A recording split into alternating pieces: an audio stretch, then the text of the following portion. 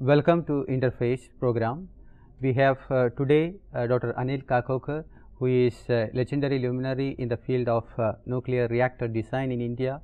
He has been part of grand design of this Indian nuclear regime. Welcome you, sir. Thank you. Sir, will you be able to tell us, I know you are a mechanical engineer by profession, you started your career, how you got into the nuclear physics and nuclear reactor design? Well, after I graduated in mechanical engineering, uh, in those days engineers were in great demand, and industries used to come offering jobs rather than we having to go to industry. But all one could do in industry at that time was either to get into some industrial engineering kind of activity or some marketing activity, and several such things which were to my mind very repetitive in nature. Okay. And they were actually very repulsive for me. There is not much of a design, there is not much of developing new things. And so I felt I must get into a place where I will be able to do new things every day. And in Mumbai, where I was at that time, BARC was one such place. So I decided to join BARC training school. Okay. And BARC training school, of course, they teach nuclear engineering, nuclear sciences from a very broad perspective. And so that's where I got my first exposure to nuclear physics, or for that matter radiation physics and allied subjects, along with of course several advanced engineering subjects. And then I got into reactor engineering program, and development of nuclear reactor is it's a development of a complex system which has an interplay of neutron physics, radiation, structural engineering, thermal hydraulics, control theory, and so on and so forth. So I had to learn all these subjects. So that's how I got into this. So how tough was, for example, because our existing scenario was not that good probably, because we can expect. So how tough was to develop new things for? Well, it was tough. Surely it was tough, because doing things in India or doing new things in India is not so easy. At least at that time it was not so easy. But also it was an interesting challenge, and I think life became quite exciting At that time, yeah. as a result of that. So I enjoyed every moment of it. As you were advocating this nuclear energy, peaceful use of nuclear energy throughout your career and even now, so what are, I mean, like after Chernobyl, for example, people find, I mean, more reasons to oppose, and after this Fukushima, now Japan and Germany is trying to shut down their facilities. So how do, on an Indian context, how do we see those things? I mean, like, are we easy to take such a decision that we won't do anymore? Well, let's look at it this way. First, I think let's look at situation in the context of Chernobyl and Fukushima, and then we will come to how countries decide their program, yes, because different countries decide it differently. See, Chernobyl, the reactor Chernobyl 4, which got into this accident, was designed in a manner which nobody would design it today, and there are some ground rules for design. For example, today you cannot design a reactor without a hermetically sealed containment. Chernobyl had at best a confinement. It didn't have the so-called strong pressure withstanding hermetically sealed containment. Similarly, there are certain regimes in the operation of that reactor which were known to be unstable, and so obviously one has to have very rigid rules for operating the reactor under such. First of all, such unstable regions should not be there. Yeah. But if they are there, there must be some very rigid rules for operation. In Chernobyl, actually, there are a lot of violations in terms of operating in that region. They wanted to conduct a particular test. So the short point is, even at the time when Chernobyl accident happened, that kind of reactors didn't exist anywhere else in other countries. Because the world as a whole, the design rules were made much more rigid, much earlier. Second thing is, let us look at the consequence of Chernobyl. Certainly there was actually a huge chemical reaction as a result of a sudden large energy release in the nuclear reactor, nuclear energy release, but which causes temperature to rise. That led to a reaction between graphite and steam, and that generated explosive gases which exploded, and that blew off the containment. And of course, significant activity was released in the atmosphere, and there was a large displacement necessary to protect people. Dousing of fire was a big problem, and so there are several firefighters who had to go very close even as this accident was taking place, that fire was taking place, and some people had to lose their lives, some people had to get excessive radiation exposure. But I'll come to displacement in a moment.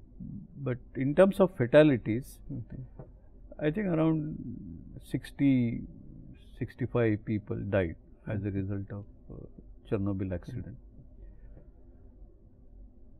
There is always a fear about radiation. You know, whenever you talk about radiation or nuclear accident or something, you suddenly get an image of Hiroshima, Nagasaki.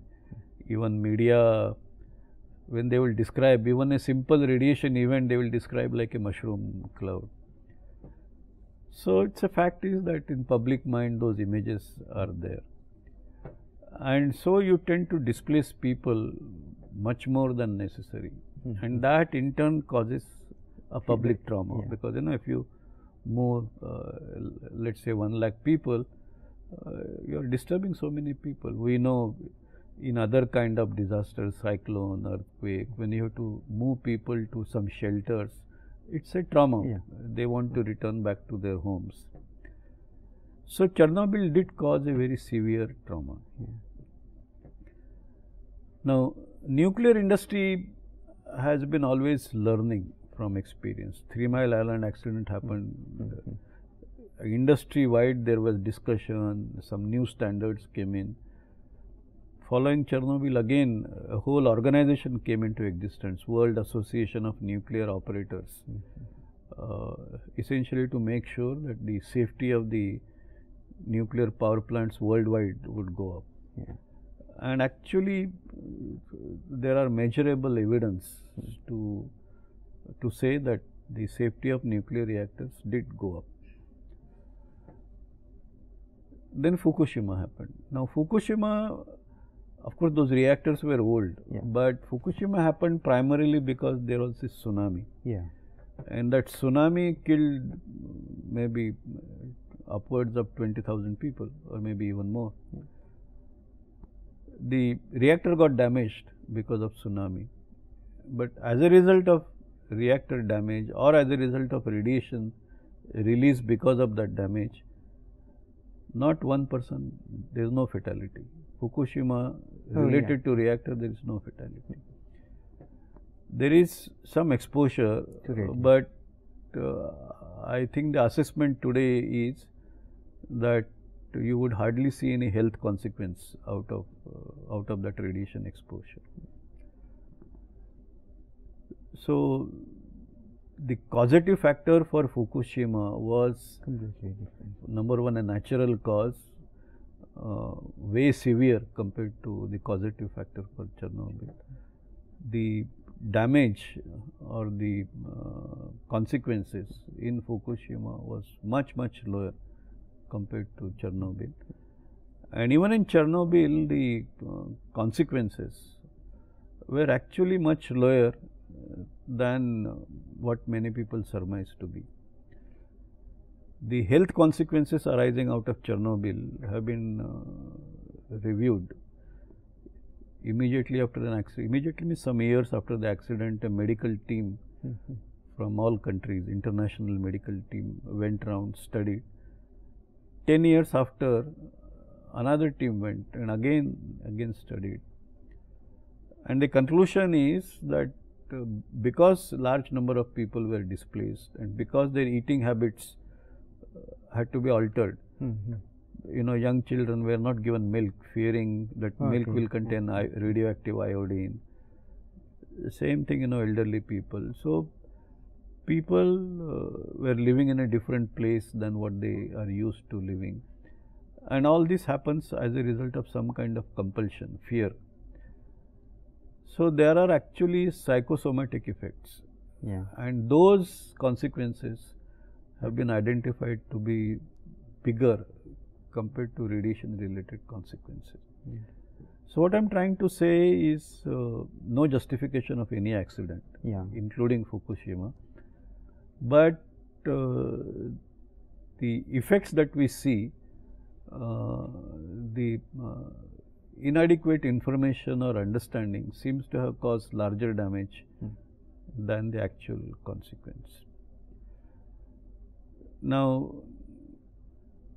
there is this, you know, Germany, of course, see, Germany had taken a decision to phase out nuclear reactors much earlier than Fukushima. And in my view, those reasons are political. There was significant presence of Green Party or that kind of mindset, political mindset.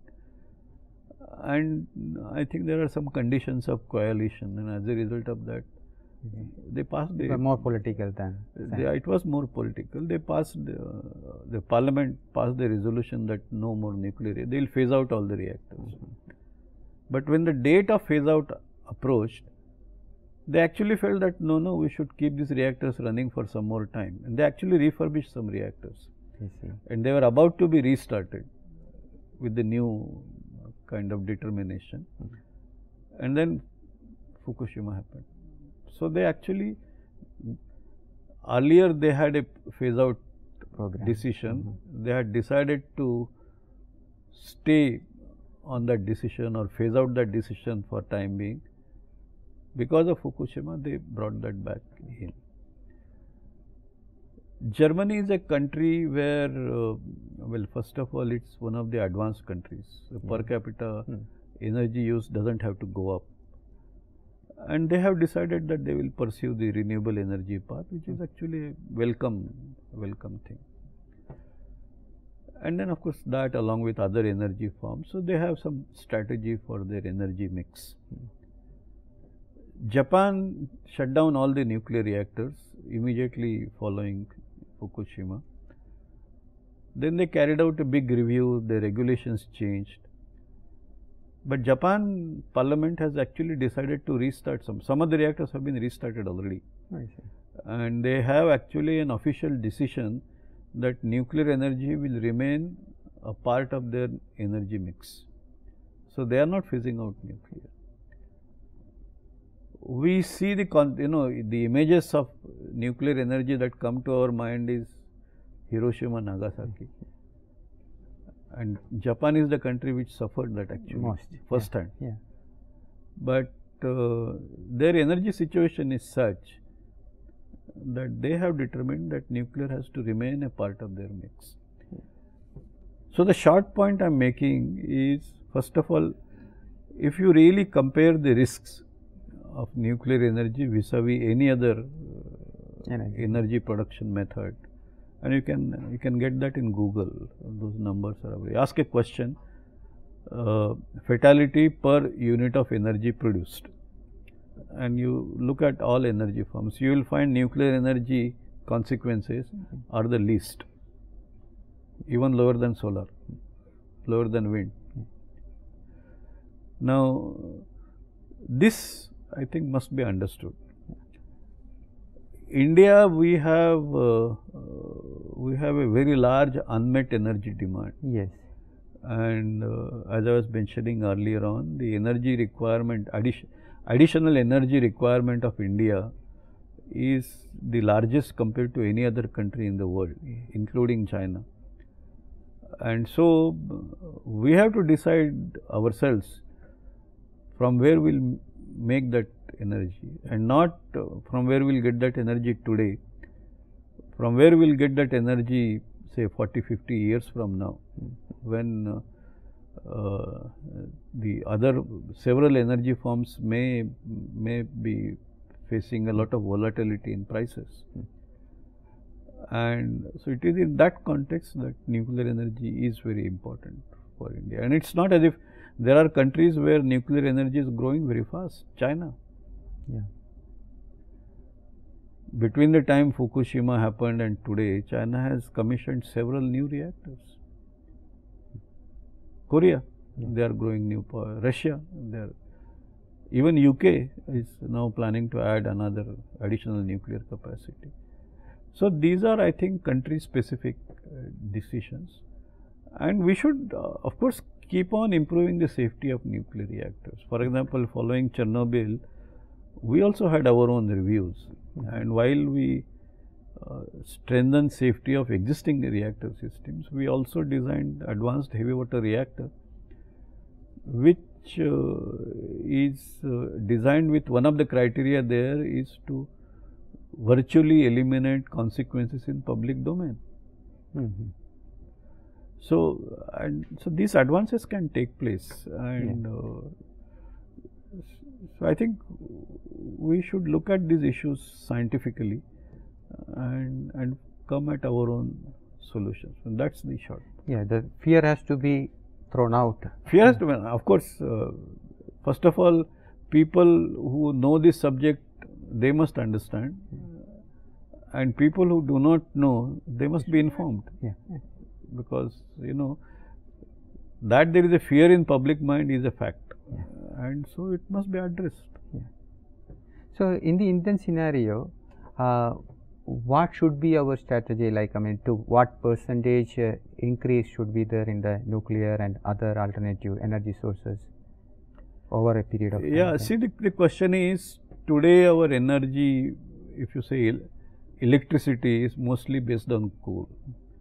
If you talk about energy, then it is based on, of course, crude and several products which come out of crude through processing in the refinery, petrol, diesel, kerosene, naphtha, and so on and so forth, gas. Now, this cannot continue indefinitely. First of all, we have the climate change issue. Secondly, these sources are not inexhaustible. They will get exhausted. And for example, oil prices, today they are rock bottom, and they may come down even more, but there was a time when it had gone more than $100 a barrel. It can happen again.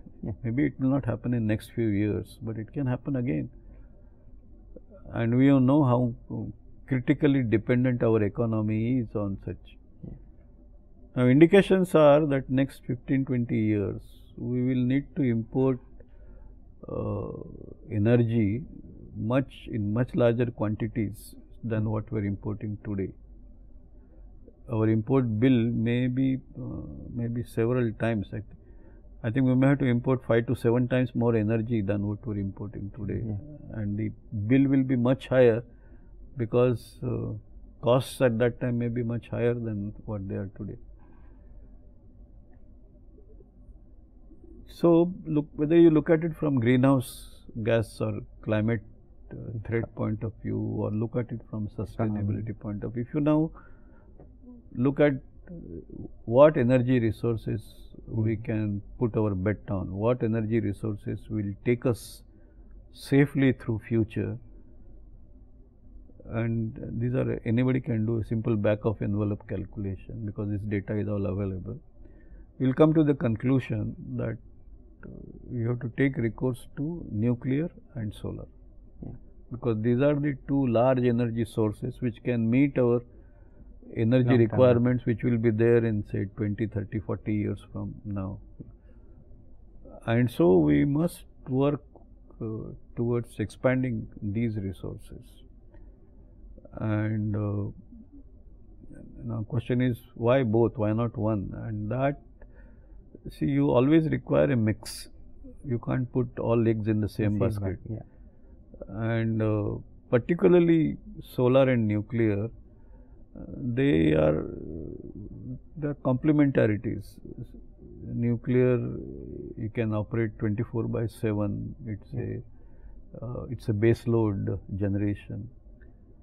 Solar, you can get only when sun shines. It is intermittent. A sudden cloud movement will dip. And so it is. It cannot meet the requirement of the base load generation. And you want, if you want your grids to be stable, there is a minimum base load generation necessary in the grid.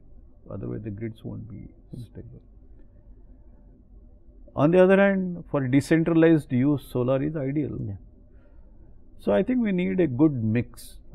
And so I would see over a period of time, we would have conditions 50% solar, 50% nuclear. And that's what I would imagine. Coming back to the nuclear explosions that we had, we always stated that, I mean, our reactions and the experiments were for the peaceful processes. So immediately it was followed with different kinds of sanctions. So how difficult was that immediately after sanctions or with that sanctions in developing newer technology in India? Well, it of course was difficult because when you have restrictions to access technology, more than technology you can develop yourself, but some materials you require, and if you don't have, then there is always a challenge, because you have to work around different materials to achieve the same objective. So it was a challenge. There is no issue about that. But I think, and that after you conduct the PNE experiment of 74 or the nuclear tests of 1998, that there will be more sanctions was known. So it's not as if it was unexpected. Look at it the other way. We have to use our technology in our interest. In 71, I don't want to get into the political part of it, but seeing purely in objective technological terms, I think India had never any intention of developing nuclear weapons. Although everybody knew that there could be a need one day, so that option was always kept open. There was an option kept open, but not to really move in that way. That was the mindset. It was so whenever it came to conditions where the options are likely to be closed, we stayed away. We didn't sign NPT, and several things that followed. But not that we went ahead and developed, because there was a date after which those who had done the test before this were weapons. If that mindset was existed, I think that could have happened at that time. But and it was expressed also that we have that capability, but it was not done. So, I always call India as a reluctant nuclear weapon state. It became necessary because it was clear that to protect our security, only we have to do something. Nobody else is going to help us. And we have gone through several stages where we have seen that security becomes vulnerable. And So I think there was a time when it became necessary that we should exercise that option. But having said that, I would also say nuclear weapons are weapons of deterrence. They are not designed for attacking first. So weapons of deterrence are actually weapons of peace, because we want deterrence to hold. Yeah. The problem will arise when deterrence fails. Then you have to. So I think it was a necessary thing for us to do. After that, of course, there were a lot of restrictions. The sanctions became tighter. But our development went on. The world realized that you cannot stop India by putting restrictions like this. And so, after some time, we had this condition. People also want to interact with us. They knew that India is technologically becoming, better and better. In fact, there is a testimony in US Congress, one of the committees of US Congress, where it was said that there are some aspects in fast reactor program of India where US can learn from India. So again, I will not go into the politics of it, but the net result was that the embargo was dismantled, NSG restrictions were removed, and India started getting access to technologies. Now see what has happened. 47 we got political independence, right? We had serious economic crisis around 90s, early 90s. And then you had this new economic reforms. And countries' economies started moving forward from that point. And there may be ups and downs, but the economy is still moving forward. So you can categorize that as economic liberation of the country in some way. Similarly, post 2005, 2006, when India entered into international civil nuclear cooperation, and the technology control went away. Now, we have our self-reliant program, domestic program, we will carry on, no restrictions, we are not compromised that. But we can now access nuclear technology, defense can access defense technology, kind of computers which were in market. Earlier only low-end computers were in the market, high-end computers were never coming to India. Today they are coming. So I think we are now in an era of technological liberation. So you imagine that if this was not done, do you think this would have happened? No way. So I think and technological liberation is so important for competitive progress of the country. And that happens only when you develop technology, you become technologically strong, and make sure that the world has to recognize that.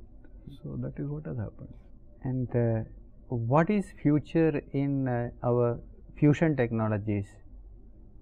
Well, the fusion, there is fusion energy program in India is actually going on for last I think several decades. The Institute of Plasma Research at Gandhinagar has been spearheading this effort, but there are other labs where fusion work is happening. As a result of, they started with an Aditya tokamak, and now they have the SST-1 superconducting steady state tokamak, which is actually a very important development in fusion technology. So world community, the countries which are advanced in fusion technology, they recognize that India is an important player in this technology. So we were invited and we became members on that ITER project, International Thermonuclear Experimental Reactor.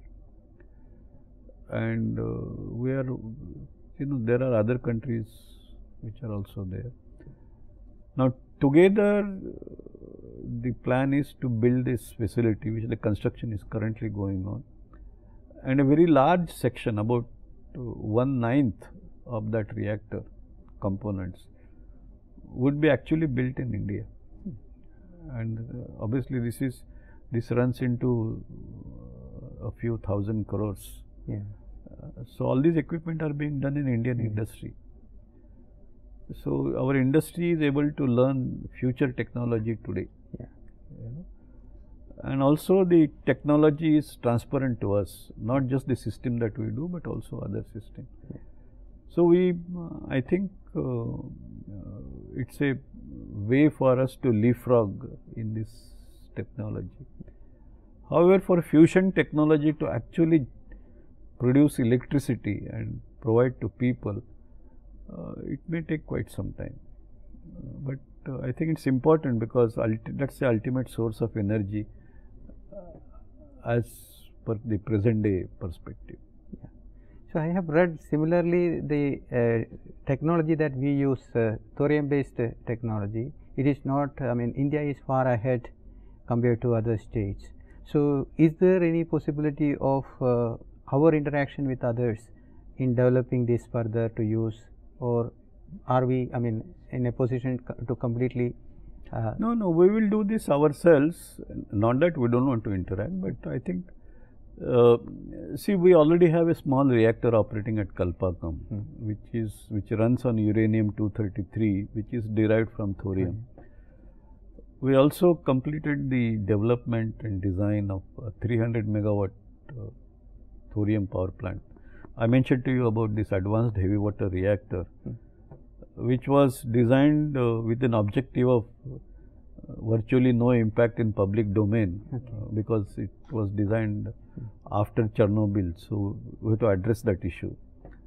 But another objective of that reactor is to produce a large part of energy out of thorium. This design is actually ready. Development is almost complete, and I hope that we will start construction pretty soon. Now, we are clearly most advanced in this technology in the world, and we have the capability to build this whole system on our own. But I also believe that see, we have to do this because we are very short in uranium, and so eventually we have to change over to thorium. That's what our 3-stage nuclear power program is aimed at. And we have to do that in sequence. First uranium reactors, then fast breeder reactors, and finally thorium reactors. So, large scale deployment of thorium, there is time. We have to build fast reactor capacity and then do that. But as a technology demonstrator, AHWR, I think the construction should start pretty soon. The world as a whole also, if not today, tomorrow, they will also feel that same need, because the only thing is their need will come much later than ours. So we should interact, and certainly we could become a major technology provider to the world in the context of thorium. So I think interaction we must, but not that we are dependent on that interaction. For the younger generation, what are the opportunities to getting into this nuclear field and the business of doing more and more, I mean, empowering the nation through nuclear reactions? Well, I think there are plenty of opportunities. We have in the Department of Atomic Energy a system of training school. There is a training school at BARC, and then there are branches of BARC training school at different places. For example, at Kalpakkam, at Hyderabad, at Narwa Prahar, at Indore, several places. And each place in BARC, maybe around 100 trainees, both scientists and engineers, are taken into this orientation program. Other places 30, 40, 50, like that. NPCIL, which is the company which kind of designs, constructs, operates nuclear reactor, they run their own school. So I think there is a large intake that takes place in different atomic energy programs in the country. So that represents one opportunity. Huge opportunity. Then there are large programs for future development, because as I told you, it's a research program. Following that, you have to develop technologies, and then following that, you have to deploy. So we are certain technologies are in deployment phase, certain technologies are in technology development phase, and certain things are in the domain of research. So you require people of all capabilities, physics, chemistry, even biology, engineering, almost all streams of engineering. And there is a large scope in this entire program. And I think today there is enough dynamism in the human resource development program. There is also this Homi Bhabha National Institute, where a lot of people do research at PhD level, and there one of the major thrusts is to do PhD on the interface of a new research, new scientific research, and its translation to technology product. In India this capability is very little, and countries which are technologically very advanced, they have very strong capability. They bring out technologies which are based on latest in research, and we need to develop that capability, and HBNI has that as the main thrust. So it's, as I said, it's a very kind of active system for human resource development, and plus I think through Board of Research in Nuclear Sciences there are linkages, research linkages with universities, and board's activities today are much bigger than what they were earlier. So I think there are opportunities. Thank you, Dr. Kakolkar, for your kind time spent with us. I really enjoyed it. I hope you also. Thank you. Thank you.